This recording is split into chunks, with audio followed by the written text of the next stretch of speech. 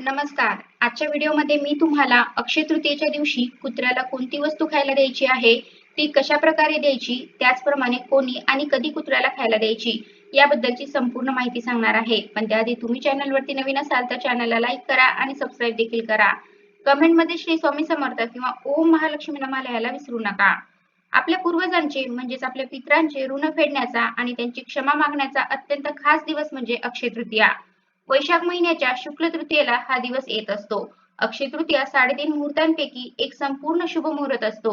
अक्षय तृतीयेच्या दिवशी मनुष्य जे काही काम करतो तर ते अक्षय राहते, ते कधीही नाश पावत नाही आणि आपण या दिवशी जर काही चांगल्या गोष्टी केल्या तर त्याचे अक्षय असे फळ आपल्याला प्राप्त होत असते.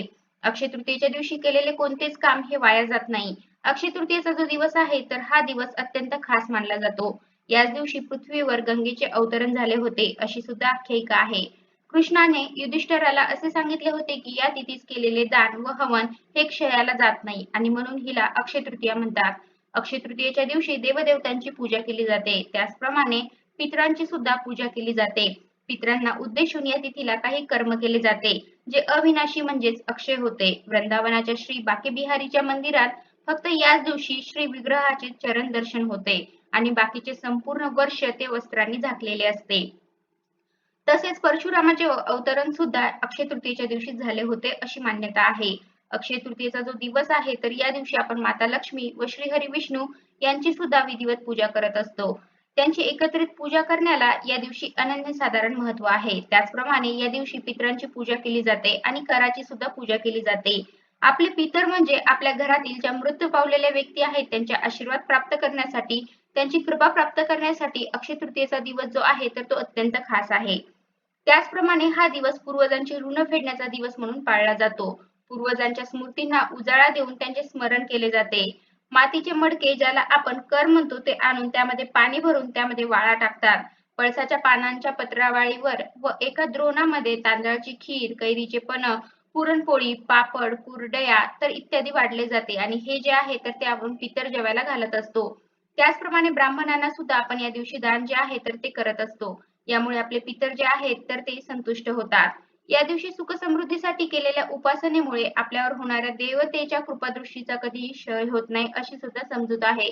आणि म्हणूनच अक्षय तृतीयेच्या दिवशी आपला पितृदोष नष्ट व्हावा, आपले जे पूर्वज आहेत तर त्यांचा आशीर्वाद आपल्याला प्राप्त व्हावा म्हणून आपल्याला कुत्र्याला एक जी वस्तू आहे तर ती खायला द्यायची आहे.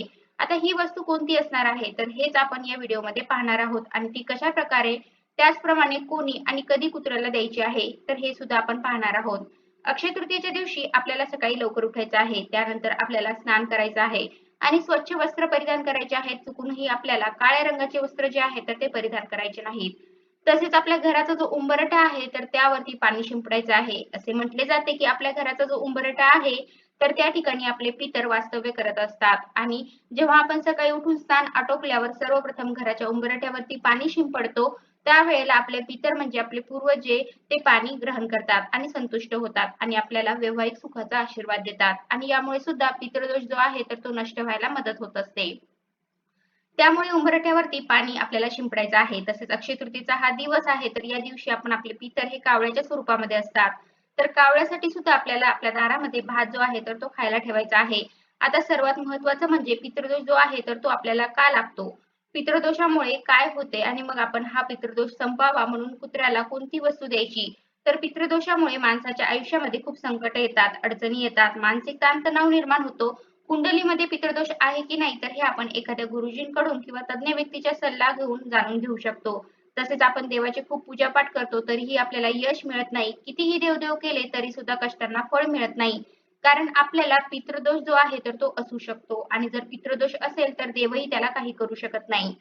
पितृदोष हा का निर्माण होतो? तर आपल्या कुटुंबातील व्यक्ती गेल्यावर म्हणजे त्या व्यक्तीचे निधन झाल्यावर त्याचे शेवटचे संस्कार विधी हे विधीपूर्वक केले गेले नसतील किंवा एखादी व्यक्ती अकाली गेली असेल, घरातील मृत व्यक्तीचे पिंडदान केले गेले नसेल तर पितृदोष जो आहे तर तो आपल्याला लागत असतो. पितृदोषामुळे आपल्या आयुष्यामध्ये काही चांगले होत नाही. आपल्या घरातील मुलांचे विवाह लवकर होत नाही, तसेच संतती प्राप्ती होत नाही, वैवाहिक सुख मिळत नाही, आरोग्याच्या समस्या निर्माण होतात, घरामध्ये सततचे आजारपण असते, कोणी ना कोणी सतत आजारी असते किंवा आपला उद्योगधंदा असेल, व्यवसाय असेल तर त्यामध्ये आपल्याला हवा तसा फायदा होत नाही. तसेच आपले घर जे आहे तर ते कधीही सुखी नसते. म्हणजे घरामध्ये सततचे कलह, किरकिरी, कटकटी असतात.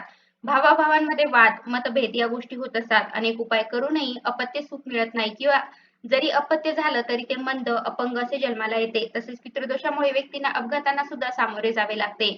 पितृदोष जर असेल तर मग आपण इतर कितीही देवदेव केले किंवा पूजापाठ, उपासना केल्या तरी काही उपयोग होत नाही.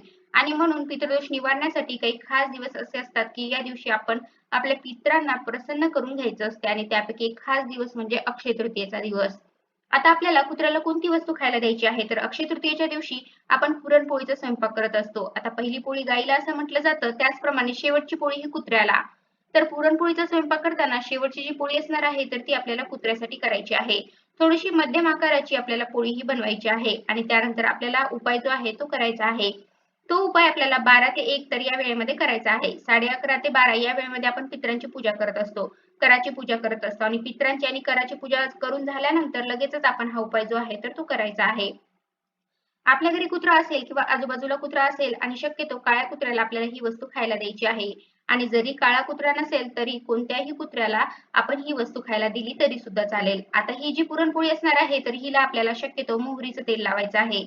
त्यानंतर आपल्याला जेव्हा हा उपाय करायचा आहे तर त्या अगोदर आपल्याला एका ताटामध्ये किंवा एका प्लेटमध्ये ही पोळी घ्यायची आहे आणि देवघरासमोर आपल्याला बसायचं आहे. गणपती बाप्पा, श्री विष्णू, माता लक्ष्मी यांना नमस्कार करायचा आहे. सर्व देवदेवतांना नमस्कार करायचा आहे. शनिदेवांना नमस्कार करायचा आहे आणि आपल्याला शनीचा त्रास असेल तर तो नष्ट व्हावा म्हणून सुद्धा प्रार्थना करायची आहे. विष्णूंना प्रार्थना करायची आहे की त्यांची कृपा आपल्यावरती राहावी. माता लक्ष्मीची आपल्या घरामध्ये अखंड वास करावा म्हणून आपल्याला प्रार्थना करायची आहे. आपल्या जीवनातील सर्व दुःखे जी आहेत तर ती नष्ट व्हावीत म्हणून गणपती बाप्पांना आपल्याला प्रार्थना करायची आहे. त्यानंतर पितृदेवांना आपल्याला नमस्कार करायचा आहे आणि कळत नकळत झालेल्या चुकांची आपल्याला क्षमा प्रार्थना मागायची आहे आणि पितृदोष नष्ट व्हावा म्हणून सुद्धा प्रार्थना करायची आहे. तसेच यमदेवांना आपल्याला नमस्कार करायचा आहे आणि यानंतर आपल्याला ही पोळी जी आहे तर ती काळ्या कुत्र्याला आणि काळा कुत्रा नसेल तर कोणत्याही कुत्र्याला खाऊ घालायची आहे. कुत्रा जो आहे तर तो जलतत्वाचे प्रतीक मानलेला आहे. तसेच शिवपुराणाच्या आधारे आपल्याला ही पोळी कुत्र्याला खायला देताना म्हणायचं आहे की हे यमदेवांच्या मार्गाचे अनुसरण करणारे श्याम व सबल नावाचे 2 कुत्रे आहेत आणि त्यांना मी हा भोजनाचा भाग देत आहे. त्यांनी तो स्वीकार करावा. तर हे मात्र आपल्याला आवर्जून म्हणायचं आहे. त्यानंतर त्या कुत्र्याला आपल्याला नमस्कार करायचा आहे. काळभैरवांना सुद्धा आपल्याला नमस्कार करायचा आहे. तर अशा प्रकारे पुरणपोळी जी आहे तर ती आपल्याला कुत्र्याला खायला घालायची आहे. तर आता जर काही कारणाने पुरणपोळीचा स्वयंपाक आपण बनवणार नसू तर आपण ज्या काही चपाती करतो तर शेवटची आपण जेव्हा चपाती करणार आहोत तर त्यावेळेला थोडा मोठा कणकेचा गोळा घ्यायचा आणि त्यामध्ये आपल्याला थोडीशी साखर किंवा थोडा गूळ टाकून ती चपाती लाटायची आहे आणि अशी गोड पोळी जी आहे तर ती कुत्र्याला खायला द्यायची आहे. तर अशा प्रकारे आजच्या व्हिडिओमध्ये मी तुम्हाला अक्षय तृतीयेच्या दिवशी कोणती वस्तू कुत्र्याला खायला द्यायची आहे, ती कशा प्रकारे द्यायची, त्याचप्रमाणे कोणी आणि कधी कुत्र्याला खायला द्यायची आहे याबद्दलची संपूर्ण माहिती सांगण्याचा प्रयत्न केला आहे. कसा वाटला तुम्हाला माझा आजचा व्हिडिओ कमेंट करून नक्की सांगा आणि कमेंटमध्ये श्री स्वामी समर्थ किंवा ओम महालक्ष्मी नमः लिहायला विसरू नका. धन्यवाद.